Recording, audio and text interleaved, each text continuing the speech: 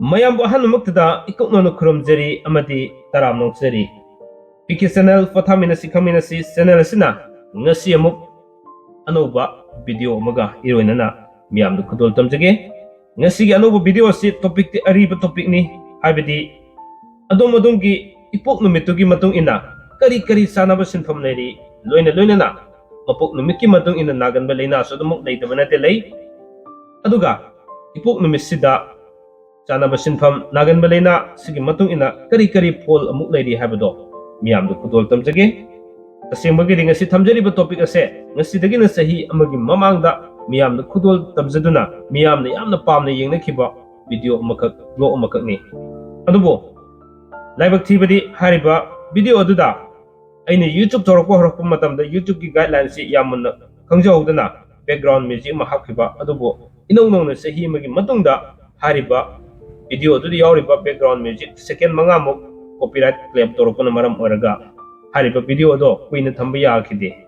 Aduna, video si Adam Kakasaki. Adobo, Hariba topic ado Laiki Kanaba, Mayamna, Amona Tirakumatamda, a Sigit, Tamjariba topic as a Tiba Pangdabadagi. Angonda, I commanda Madi, WhatsApp da Yamna Hangirakona Maram Oraga. Hariba topic ado, Inona Moknasi, Miam the Kudol Tamjabani. Kudol Tamjage, Adomadogi Mapok Numitki Matung ina, Chanaba Sinfam Kari Lady, Amadi Nagan Balena, Kari Lady Habado, Dol Tamjage, being Taminasigo. We open a hidak prophecy, Tari Kun Matu the Gisaba Haurabani, Aditagi, Aditagi, Enanaba, Naba, Yam Naba, some labor yard with the hidak Zabadagi Kara. Are Christmas shoes or a mungkin kami merakta tinne, adu dagiti puyik power sumkara rae. Bidang yo hanan waram dabdu kay neba? Ano ginuwayram dabado?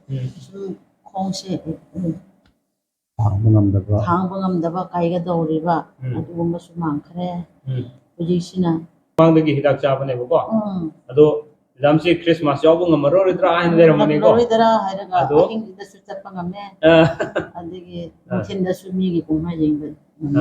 Okay. Yam nuway rin. Siyempre, awabal lagi bra. Christmas chat pa do? Yung mo do? Awaba. Nabadi late. Okay. Smell normal or nalaya ko. Ngasi bawda namit kya ni sura? Kaya siya? Tari kaya kun mathoy dagi para di kun hen kre ko tari kun hen hidak shu loi kre buji capsule leye sangba powder do khala leye medam sa hidak sinu gram no ale ba asigi amahanatra asiga amana capsule na amana powder ni ko simo kachi to ko do tikse LS24 days Piket ani or gadi piket ani ra silo re siya ani ado di 24 days to ko 24 days yo jenge di on Christmas yo ngam ki have ne ko ado nam competition jam to e aina hire ge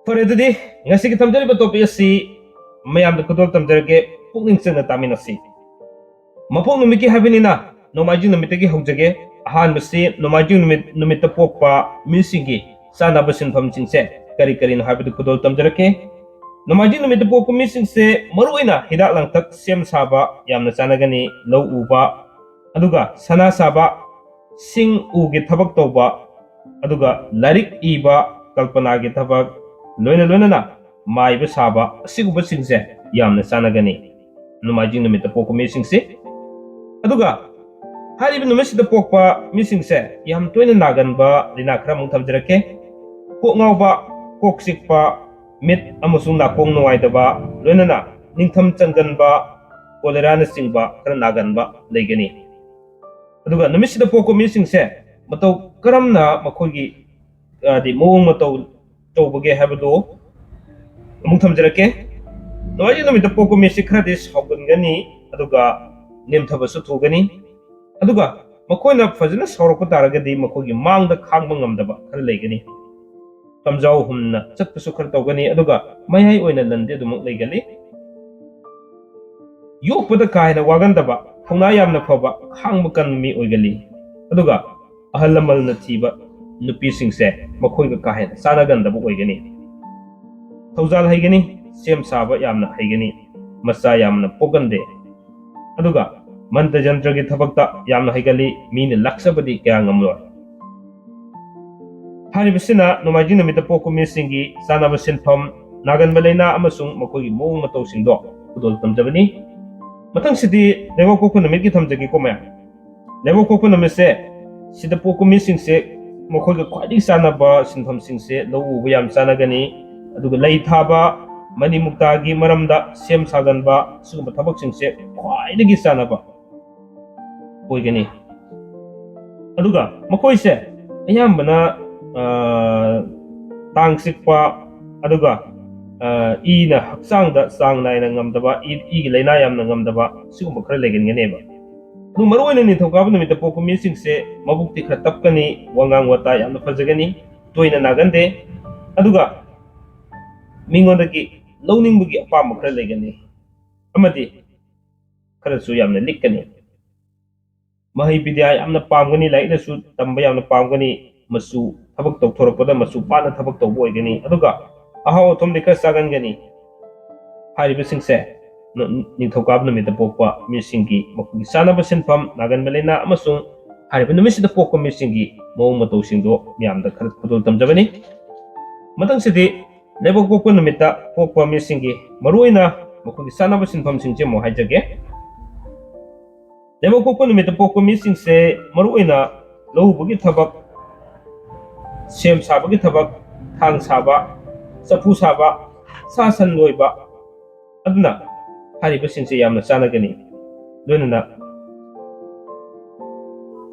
tongan ba doctor gi amadi sem sabagi thabaksu yamna haigani hariba sinfam singse yam sanagani aduga hariba lebok pokpa numisida pokpa misingi maroina naganba laina se igi laina amadi amang thongda bera yam toganba oigani aduga apo matang sukra legangani singi marida gara bera toganba su legani no hariba numisida pokpa misingse maroina miga tinabada kaya nuaidaba oigani mathau nadi legani sauganba khar tawgani aduga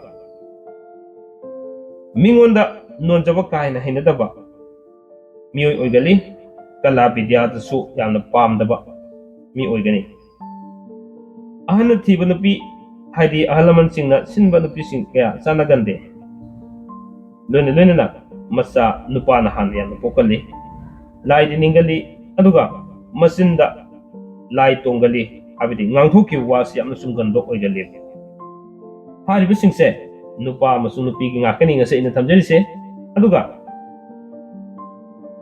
yumchake numita pokpa misingse pungni sei tawba aduga laik laisugi thabak ojagi thabak palji gi thabak doctor gi thabak kabi gi maibu sabgi thabak se yamna sanagani aduga haribu numisida habidi yumchake numita pokpa misingse ka hena makoida nagan belena se pok ngawganba aduga haksang yam sonba indri sonba aduga sarai tawganba wanthaganba khare adumuk tawgali loina na hariba numisida pokpa misingse maruina thabak na thokpa yamna haigali mapa mamagi lan tum pangande ing tappa ningamdaba haingamdaba khar tawgali loina na makoi singse masada mibu ngakpiba haibagi thamoi khara pali mina faragana phagani patragana patte haiba nipa oigani aduna maruina nupi organa nipa ni amna pangwanba nipa organa nupi ni am pangwanba adugumba meo oigani hariba singse maruina yumchakise numita pokpa misingi sanaba sinfam nagan balaina amasung hariba numisida pokpa misingi storangna oiganba yaba mawng mataw singdo udol tamjabani matang sidi Sagolsen numitta pokpa misingi Chanaba sinfam haijarake. Haiba numisida pokpa misingi khwaidagi chanaba paknaba sinfamsingse kala bidya tawba, mantri famnaiba, vote lepa, purohit ki thabak, tika tawba, aduga kapi oiba nalonitik tawbase yamna chanagani. Aduga Sagolsen numisida pokpa misingse maruaina khara naganba singse ngau khawrigi naganba o khara nungaitaba yamna tawgali. Khangawdana Wanthagan baso dumak tawgali. Loinana hariba numisida pokpa misingse maruaina chinpuk yamna yangani, mabuk mapau tapkani, loksing sangkholi, masadi yamna pokali, kala bidyada maming chatkanba oi. Kabi kalpanagi wakhalda yamna legali, shastragi niyam yamna khangi, mingonda thaujal yamna haiba oigali. Marep wangali, masa yamna pokali, maran mathum yamna legali, pukhradi yangi. Aduga irai numita pokpa mising asina makoy Chanaba sinfam sina isay nongmai tawba, praja gi seba tawba, larik lengbada karmachari tawba, lai yekpa khutsa haiba hariba singse yamna chanagani. Aduga naganba leina singse dhatu gi sikpa khotpa sing mari bera tawganba yamna leigani. Pukthenba unsa gi leinada pat ponba haidi pat pomba yamna tawgali. Aduna irai numisida pokpa misingse maruaina nongsagi matawgumbani. Ngawdi ngawgali chaba thakpada kanthi chawi, punsi sangi, nupi organa nupana pamgali, nupa organa nupina pamgali, lingjel khaba migi damak kanaba tawgali, migi langda thugali. Leibak seba yam tawbada yamna kanagani, kanaba fangi. Aduga yeknaba khara legali. Sangit bidya habidi isay nongmaigi haisingba mahai masing yamna pamgali. Aduga khutsasu yamna haigani. Asumna aruiba numit thangja numit si muk thamjarake. Thangja numita pokpa misingse maruina makogi Chanaba sinfamsingse lawubagi thabak, isay iba, sairengba, loinana maruina kalpanagi thabak, lamtuda chatlaga leiba, loinana yot thang suba, nga phabagi thabak, nga yokpagi thabak, farm tawba, thau sumba yamna kanagani. Masagi enterprises amoina lingkhajabada yamna kanhajaba mi oigani thangja numita pokpa misingse. Do makoisingse maruina naganbasi maruina lok chenba katawgali, sinus nagali. Aduga makoisingse indridi yamna sengani. Aduga numisida pokpa misingse masin maya panba, mai ising nungsina yengthiba oigani. Mina kaya thajaba ngamde lingjel khaba oigali. Wakhal tana chatrabadi yamna wagali. Sexually makai maksagi afaba oigani. Hai singlabadi yamna afaw mi oigali.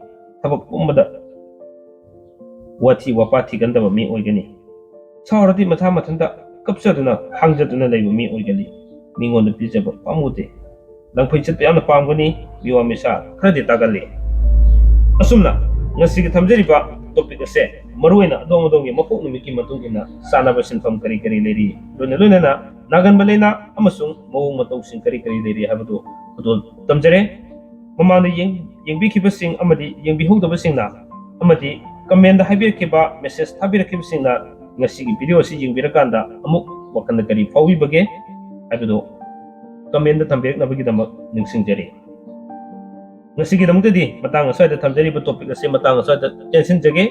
Mathangda nungai nungairaba mayamna khanbirakpa topic kaya ama mathang manaw naina damak tamjanabagidamak sem sajari. Mayamna loiba fawba tabiba madi miyeng tabibagidamak nongkhai letana thagasaba fongdoksari haba wafamni thamjaraga punamakpu amukasuna kainanaba yating nijari pinabirsi. Kanglaipak na yai fare.